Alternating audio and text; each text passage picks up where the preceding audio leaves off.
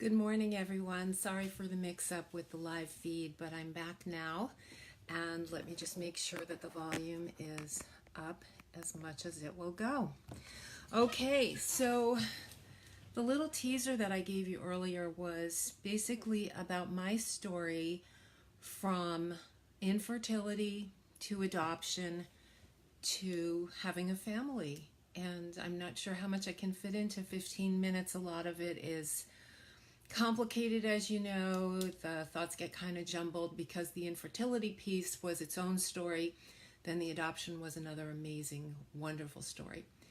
But to go back in time, I was married at about 25 and a half, and my husband was 29, which was not unusually early back in 1980. And within a pretty short period of time, about a year and a half, maybe two at the most, we decided that we were ready to start a family. I knew all my life that I wanted children. My husband's an only child who moved around a lot, and he desperately wanted a family and to put down roots. And of course, as you already know, things did not go the way we planned. Of course, we started off first with me. It was customary to check out a woman first. We're going back almost 35 years, well, more than 35 years. And it looked like there were some difficulties with me. So, of course, I spent, God knows what, 2 years at least taking my temperature every day, waiting for the right time for ovulation. And then every month, it would be a disappointment. But it wasn't so terrible until we were at it for about a year. And all around us, the young couples that we've met are starting to have families. And we're thinking, all right, not so bad. A year's not awful, awful. And then I went to the doctor, did some tests, and he said, well, there may be some issues here. And he put me on all kinds of medications because I had never had regular cycles anyway. So that was definitely a contributing factor. And we went another 6 months to a year like that. Had that really awful test. Back then they called it hysterosalpingogram. Painful.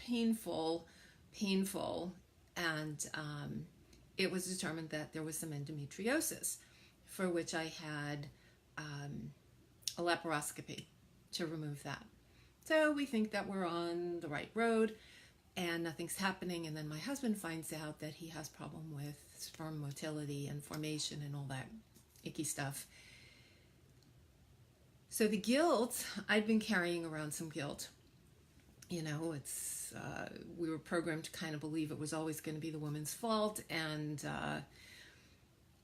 so I had my guilt over that. And then when we found out that he had a problem as well, all I remember is that we both went home, lay down in bed together, and we cried. This was something that was just supposed to happen. After all, and I hate to sound kind of crude about it, but women and teenage girls are dropping babies without even thinking about it. And here we have to work at it. And now we realize that both of us have a problem.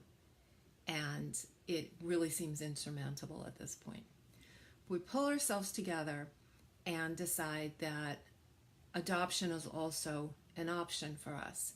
We were very fortunate because our experience was that of the couples that we met who were going through infertility issues, very often it was the men who didn't want to consider adoption. Now, I know that's a generalization, but it was mostly the men at that time.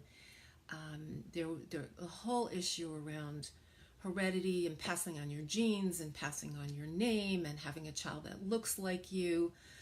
But because my husband was an only child and he was already 32, 33 at this point, and we wanted a family and we didn't care how this was going to happen.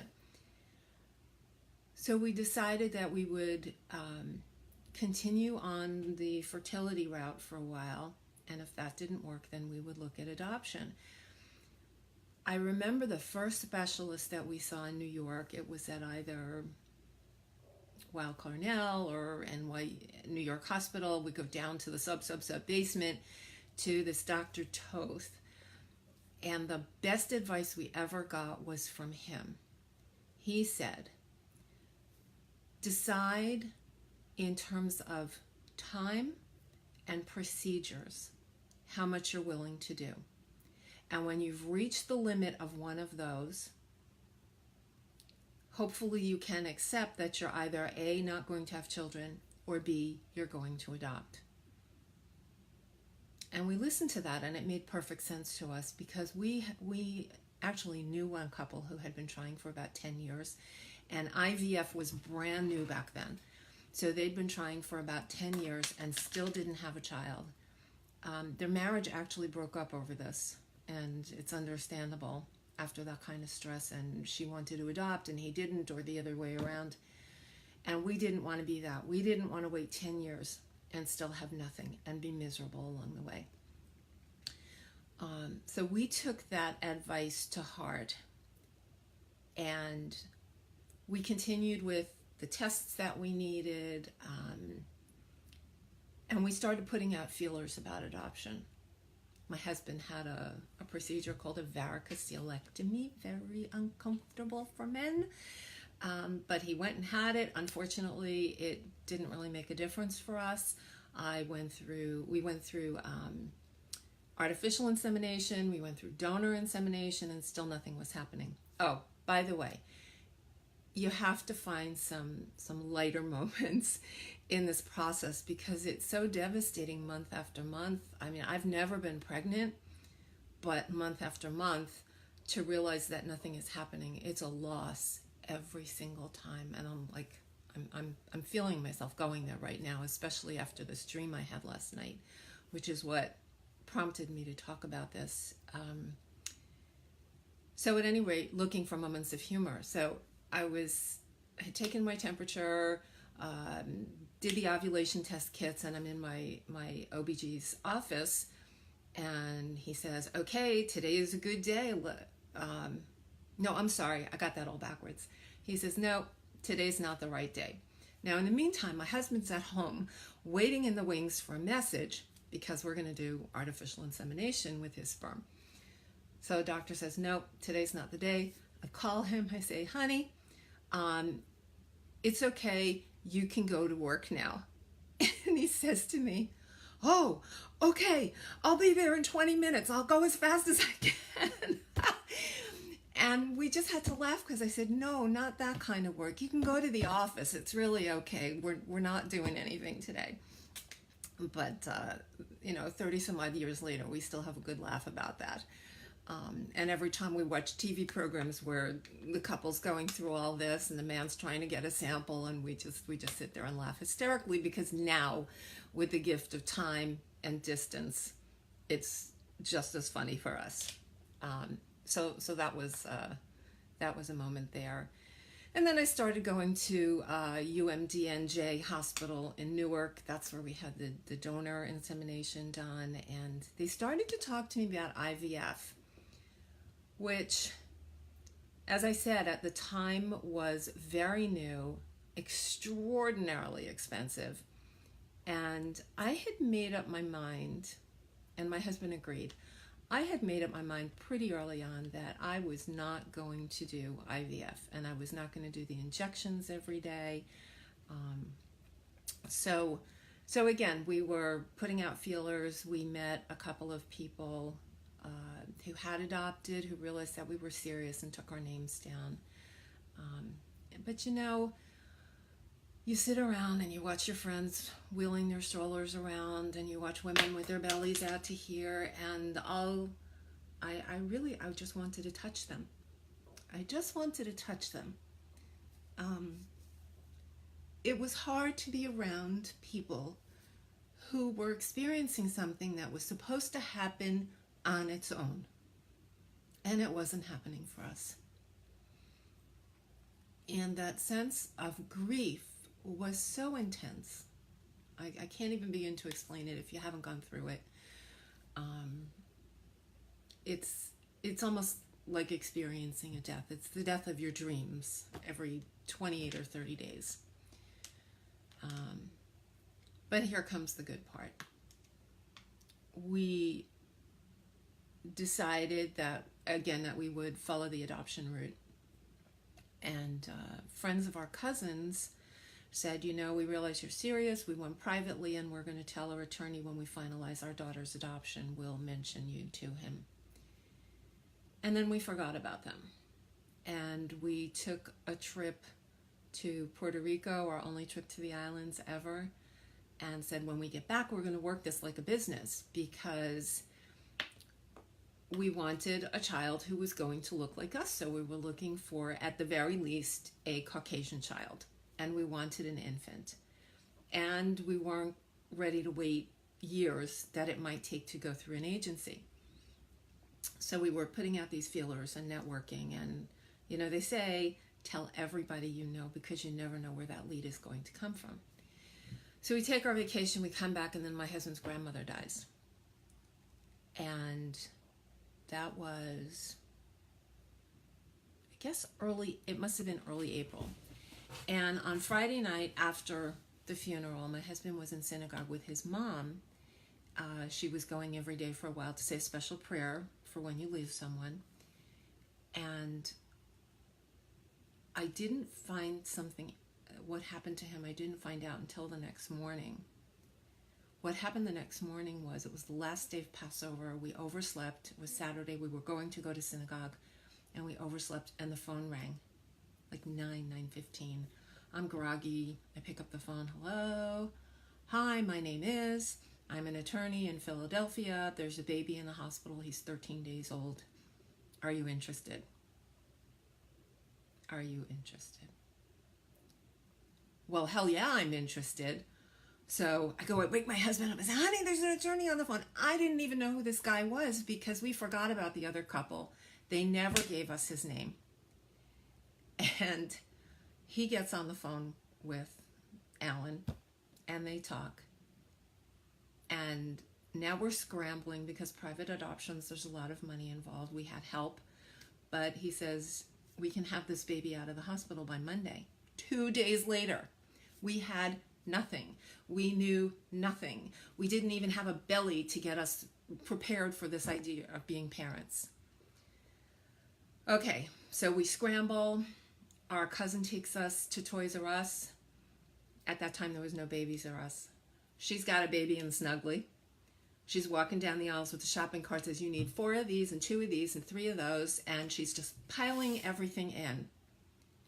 And I'm looking around and going, so why am I here? I'm not the one with the baby. I'm not the one with the belly.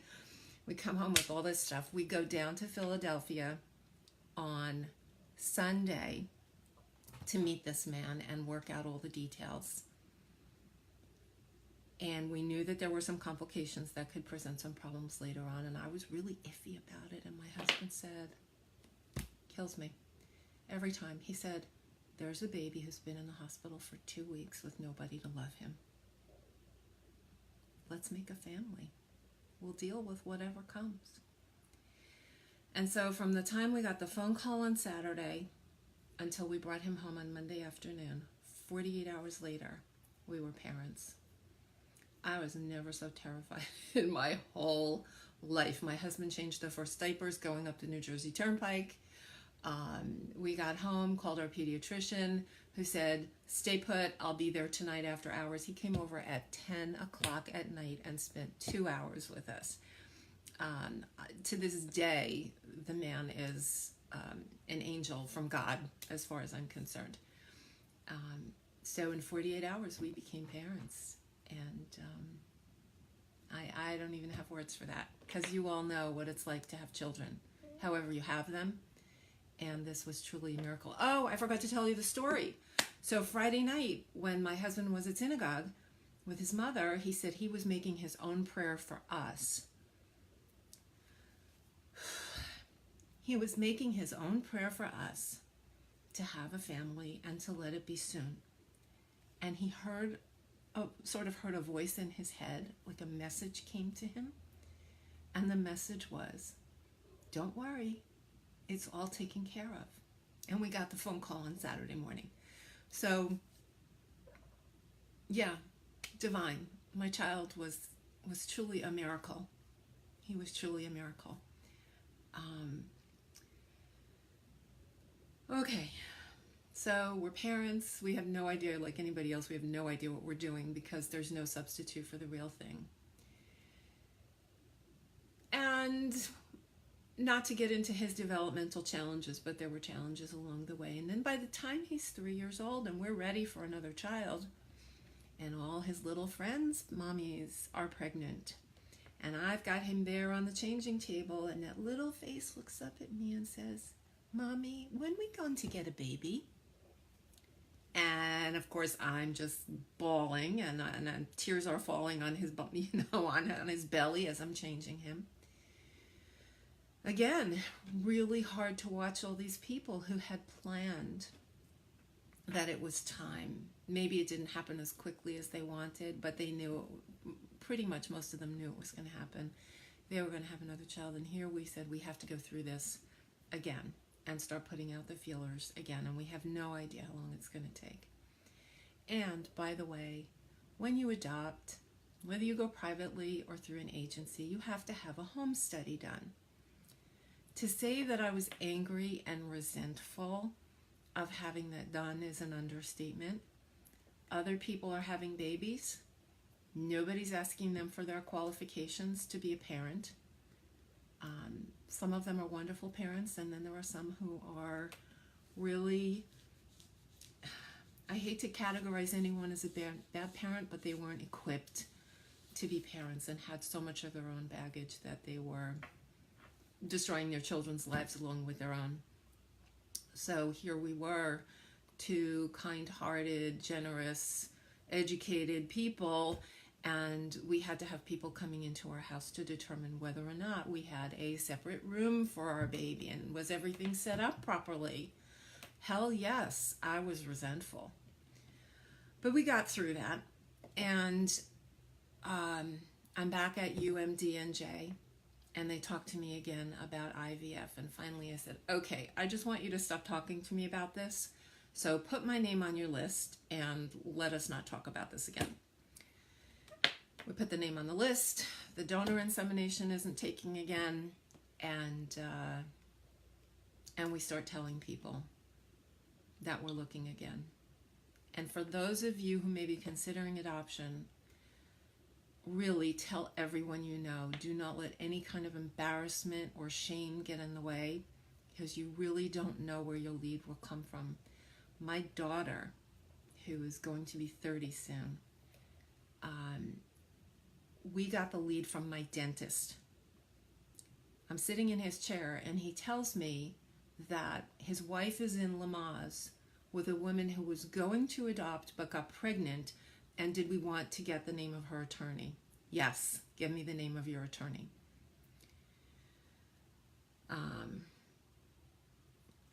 So now we're going through the home studies again, and we're scrambling to get our finances in order, and we had a couple of close calls where we didn't yet have our paperwork done, so nothing could happen. And we had no idea what the timing was going to be. It could be 3 months, it could be 2 years. We had no clue, privately again. And I'm sure I'm leaving out some important stuff, but there's a lot in here that's good. And then one day I get a call from the attorney, and he's working with another attorney down in Arkansas, which is where she was born. And he says, well, can you come into the office? And I said, sure. Let's come in and talk to you and see what's going on, what's in the pipeline, so to speak. And he says, no, there's going to be a baby next Wednesday. Oh, okay, what do we have to do? Well, she's going to be born in Arkansas by C-section, and there was another couple that was going to go through with this adoption, but the C-section, which even then was something like $3,000, and the adoptive parents were paying all their expenses. And they said, and they just couldn't do this. They just could not afford another $3,000. And again, we were very fortunate that we had help from family to do this. So, P.S., they did work on another adoption, and a month later they got a baby or they adopted a child from another state, another newborn. My daughter was born on a Wednesday. We had a whole week to prepare, yeah. But this time we had all the equipment. We had everything that we needed. We were experienced parents. My son was already 4 years old. So we had some little idea of what we were doing. And we decided to bring him with us because even though we had given him that word adopted, probably by the time he was 3 or so, he'd heard it, but he couldn't possibly know what that meant. So we decided we were going to take him with us and let him see how easily Sarah became part of our family, and hopefully he would translate that idea back to his own experience. So we get the phone call. She's born at 11 or 11:30. They're to our time, and originally we were going to go out the next day, and he says, get on a plane now. Duh, we scramble and we make reservations, and really it's hard to get from here to Arkansas.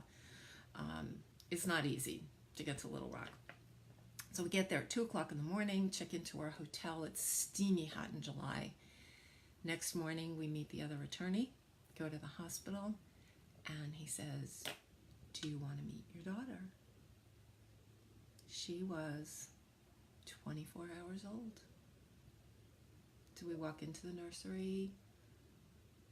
They hand her to us. They bring us into I don't even know what you call the room, but it was set up, maybe it was a birthing room, but it was set up with a rocking chair and everything else.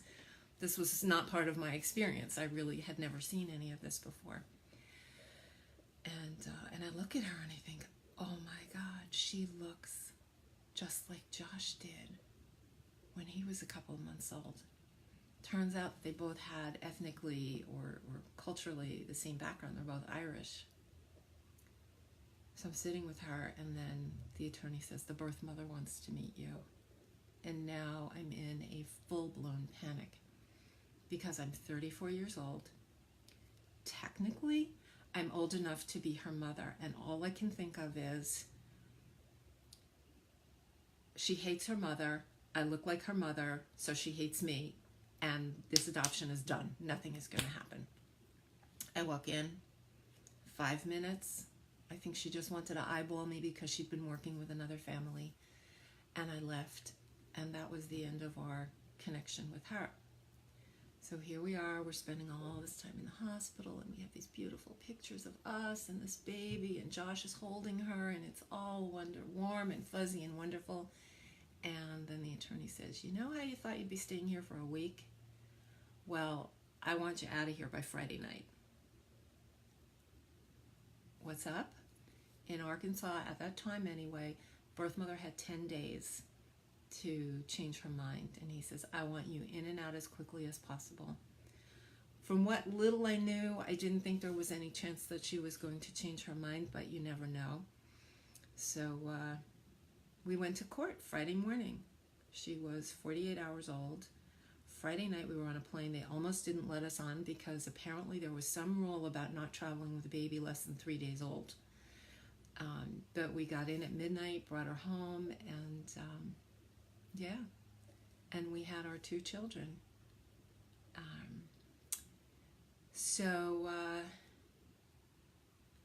A PS to this story that has to do with the infertility piece is I couldn't have been home more than a week. Got her in the baby seat. Phone rings. Hi, this is nurse so-and-so over at UMDNJ. Guess what? You are next on the list for IVF. And I am just so excited to say, take me off the list. I have a baby. So I'll just wrap it up and say that there's a lot of pain along the way. But you have to know what your limits are and how long you're going to go, how much money you're going to spend, and whether or not you can get past the idea that this is a child who does not come from you, who doesn't carry your genes, who may not look like you at all. For us, it was, we wanted a family. That was the bottom line. And it didn't matter to us how it happened, and we wanted it as quickly as possible. And I'm going to share one little thing with you.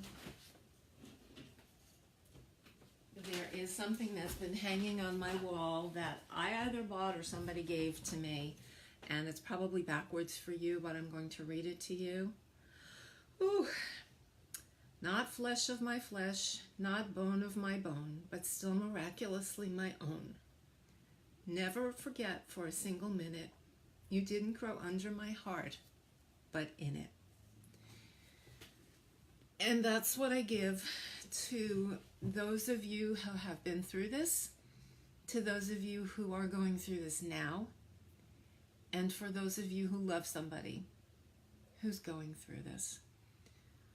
What we need is for you to listen, not offer us advice,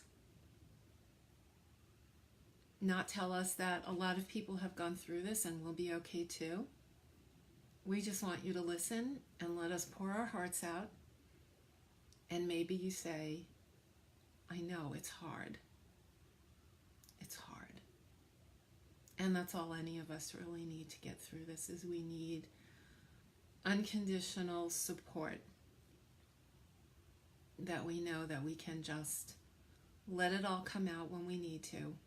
Because, as I said, the grief that's involved is big, and it's so much more than I could express in the 15 or 20 minutes that I've been talking to you.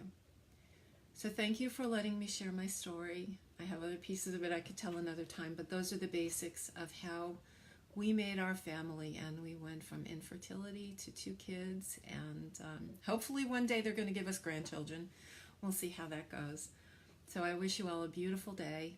Please feel free to leave me some comments. If you want to share any personal stories, you can always private message me or give me a call. I'm here to listen and to support you in any way I can. So you have your best day ever, and I'll be back next week. Take care, everyone. Bye.